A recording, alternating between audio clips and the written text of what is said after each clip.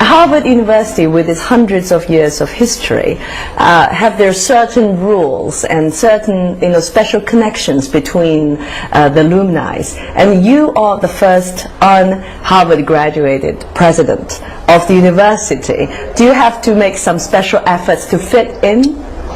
What I feel is that my years at Radcliffe introduced me to so many of those Harvard citizens, alums, faculty, and others, that I had built personal connections with enough of them that that in some way compensated. I wouldn't ever say actually fully did, but to a certain extent compensated for the fact that I didn't have a Harvard degree. And so I've been given a dimension of forgiveness, perhaps, or tolerance for being Harvard degreeless, because people had gotten to know me and had seen me working in Harvard's behalf for a number of years before I became president.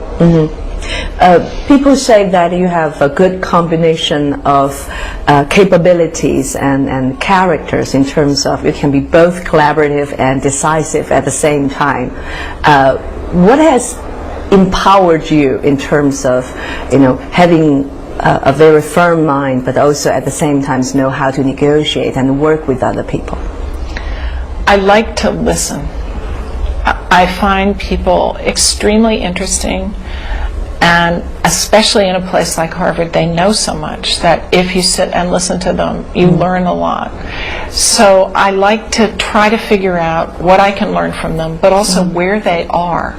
If there's a problem that I need to address, I'd like to hear them talk about that problem so I can see what is the difference between how I'm thinking about this problem and how they're thinking about the problem, and what is the way to bridge that divide. So listening is a good context for setting up that possibility of connection and compromise and collaboration. So I think my collaborativeness comes partly from curiosity and partly from a strategy of problem solving. But I am decisive, and I have strong opinions on many things. There's some things that I don't have strong opinions on at all. We went out to dinner the other night here, and I don't said, know what to order. Just order for me, I don't care. So I don't need to control everything.